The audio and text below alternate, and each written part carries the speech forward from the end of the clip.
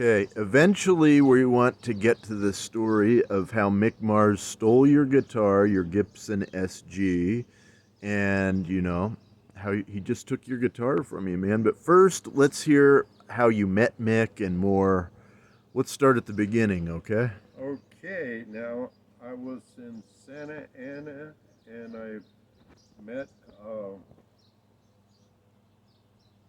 Dave for White Horse through Mike Roach, that eventually became the roadie of White Horse.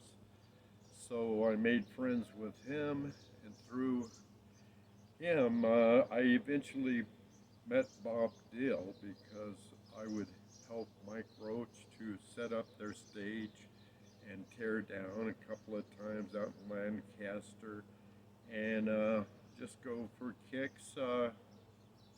Met the group, and most of the guys were kind of nice. Bob was a little more soft spoken, and he was a nice guy. Really enjoyed Bob, so that's the beginning of our relationship. Okay, well, that's good. So just fill everybody else in on how you knew him and, this and that and tell your story, okay? Well, through the years, I saw some of their shows at like Huntington Beach where they had the upside down drummer. I went with my friend Jim Roach. And Motley Crue would later use that, right? Motley Crue would later use this technique or whatever you want to Okay. call it. So I was there, and we were kind of all friends, hung out once in a while together.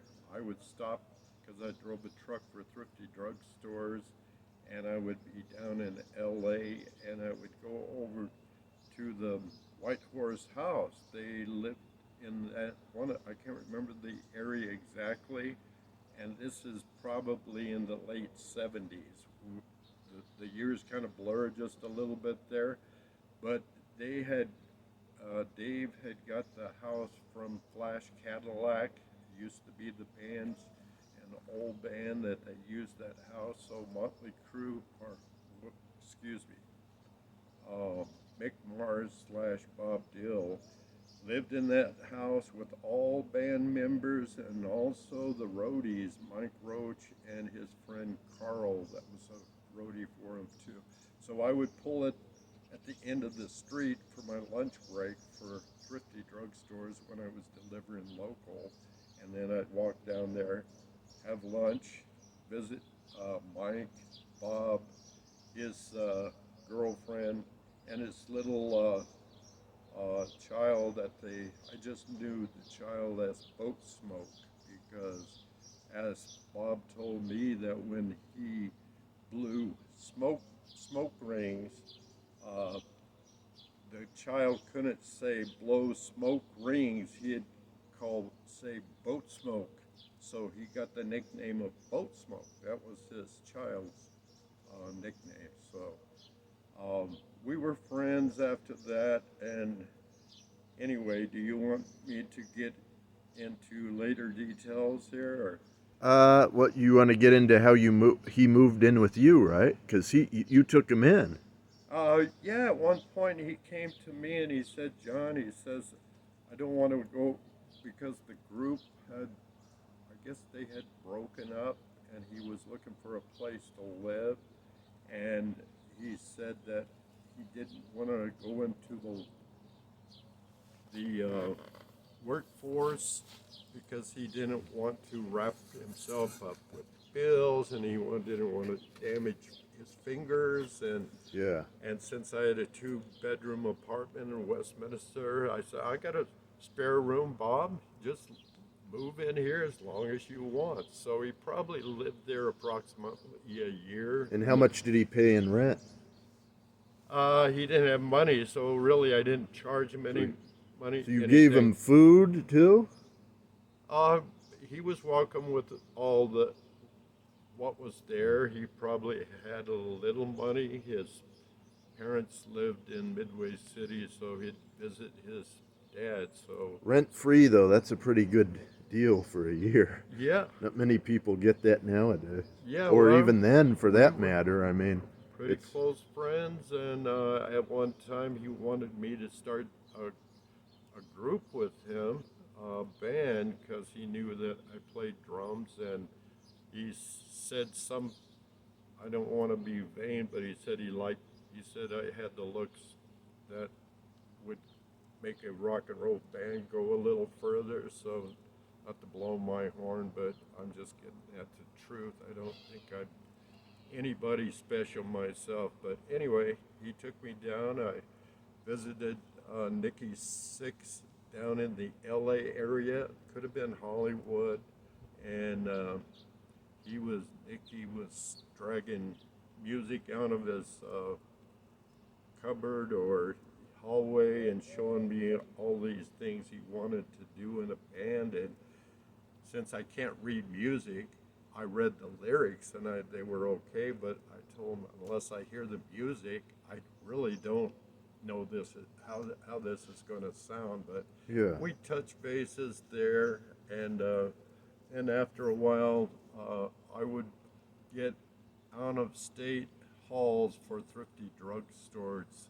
Back in those days, Thrifty had stores in Salt Lake City, Phoenix, other areas, New Mexico. So I'd go out of state, and Bob didn't have any way to visit his child in Hollywood or LA. He would borrow my car, and he would take off and have it for a few days till I got back. In fact, one time when I got back, he was kind of very happy because he didn't have any money. He didn't have any, nobody knew him. He couldn't hardly even get a date in those days because he didn't really have a car or money. But he borrowed my car, 924 Porsche, went to LA, visited his child, and when I got back, he said, I felt so good to take my child in front of my ex-girlfriend and visit him, and I felt like with your car that I was something Yeah. back then. He probably didn't tell her that was your car, I didn't ask him, but he said, when I make it big, he says, I'm going to buy you a brand new 924 Porsche. And because I had the 924 Porsche, and I found out that it had a powerful Volkswagen engine in it, it wasn't really the Porsche car that I dreamed to have. So I told Bob, Mick Mars, it's hard for me not to call him Bob because his real name is Bob Gill. But anyway, I said, if you really want to do something good for me, get me the 928 Porsche, because the 924 Porsche is a glorified Volkswagen. And Bob said, you got it, buddy. When I make it big, I'm going to get you a 928 Porsche. And then a little later after that, he tried to do some things around the house. I had bought a 63 SG Gibson from a yard sale, and it needed to be redone a little bit. So Bob was redoing that guitar for me as part of favor, just like remodeling it. yeah, Restoring, yeah, maybe. restoring it before for the rent, and he was thankful that he had a place. And when did he give you your guitar back? Well, he restored it while he lived there. He worked on it and did a few things then, but after some point, he moved out and he left the guitar with me, and it was kind of in pieces a little bit. And then later, time goes on, I got married and ended up in Ventura, and my son came home from the pawn store, and he had a magazine where Motley Crue was donating SG guitar to the what is that, the rock and roll restaurant or something The Hall down of Fame? well, it was a restaurant in Hard Rock Cafe? Hard Rock Cafe Okay, yeah.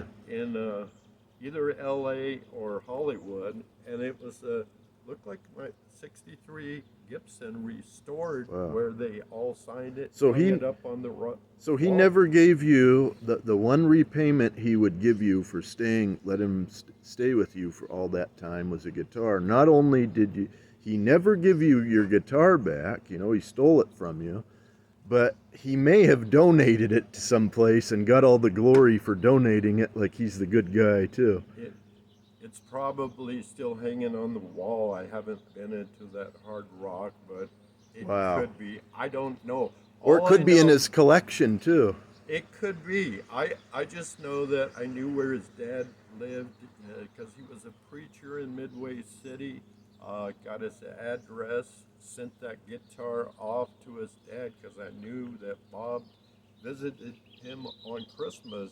Pretty religious every year, so I left a note. He wasn't for- religious. You mean he visited him religiously? Yeah. I don't think he was Right. too religious, from what I Right. heard. But Not- okay.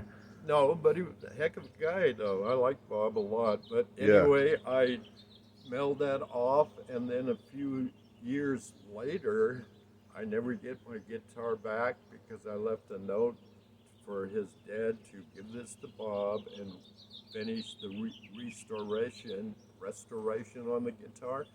And anyway, I called his dad because I never got the guitar back. At this time, it was somewhere in the earlier '90s, maybe towards the middle of the '90s. So I called his dad's house, and after he heard my voice, he said, "I don't remember you." And I'd say, "Well, I used to come over here with Bob and visit you, and Yeah. I lived in Westminster, right next door over there." And I sent this guitar off to Bob, and I just wondered if you got it. He said, "Oh yeah, I did get it." And Bob came over and he got the guitar. So he had your guitar. Then. So he had the guitar. So, Wow. no, he never gave it So back. so to me. that's the way he repays a guy who lets him stay with him free for a year, and probably wouldn't even be Motley Crue without you, because this guy would have had to get a regular job, you know, or be on the street or something. So in any event, you know, and he used to always promise you that he'd give you a Porsche too, didn't he?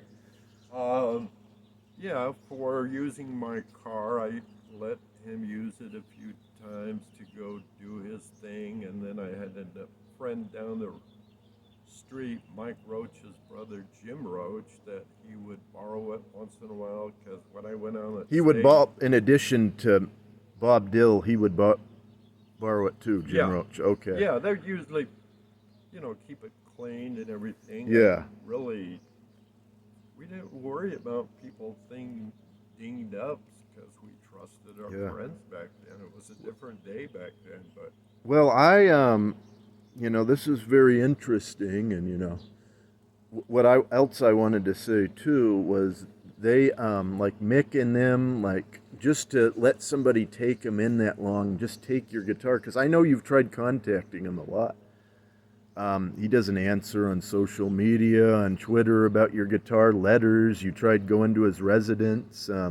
This is a guy who I guess he's just wants to hold on to your guitar forever, and yeah, I don't know what the deal is. I know at one time. no pun intended. You don't know what the deal is.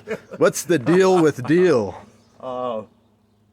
Anyway, I went from Ventura because I have a nephew that's very good guitarist, had original songs, and I thought I got Bob's address from a propane hauler that worked for True Stone Block, and he said he used to take propane to Bob's Yerba Buena Vista house, and so he told me how to get up to his house, and I got there knocking on those big gates because it was a $10 million house in this neighborhood of $1 billion houses, and I'm knocking, and voice comes over the intercom. He says, "Can I help you?" And he said, "Well, I'm looking for Bob Dill." And he says, "Well, there's nobody here named Bob Dill." I said, "Oh, Mick Mars." He said, "Well, no, he's out of the country." So I left him my address, phone number, so Bob could get back to me, which I never got a call from him. And it was kind of distressing because I'm thinking, here I put him, he had free will, walk in my apartment for a year, and I couldn't even get on through his gate. Yeah, that's pretty lousy way to treat an old friend. I wish he would have I always heard that people that make it rich, that some look back, some people don't. So yeah, Al Pacino, I know he was good with some of his friends when he got famous again, but not this guy apparently. You know. Yeah, And another thing I wanted to say to you too is, I saw him article with him on Motley Crue a few days ago because he's suing the rest of the band, and he said, quote unquote, "I carried those quote unquote bastards for years," and made me think of how you carried him for years, and how with this whole thing with Motley Crue, there might be two sides to the coin, because a lot of people just say, "Oh, I'm on Mick Mars's side" or something, but there might be more to this than just than what they know. Yeah, well, that bothered me a little bit. I saw the same thing, and when Bob said that he was carried those guys for all that time, and they kind of owed him something, and then I thought, well, I'm not too important in most people's eyes, but I carried you too, but Yeah. you never looked back, you never said hi or anything. And I had a couple of hard times in my life that I could have used a helping hand back then, but it just bothers me though about that guitar. You got a regular job, 9 to 5 or even later than that, and you took the guy so long. He can't even give you your guitar back. Like that's really lousy. Like, he knows that he's got all this money and this massive success, and I just think that's a horrible way. The least he can do is give you your guitar back. That's all I'll add to it. But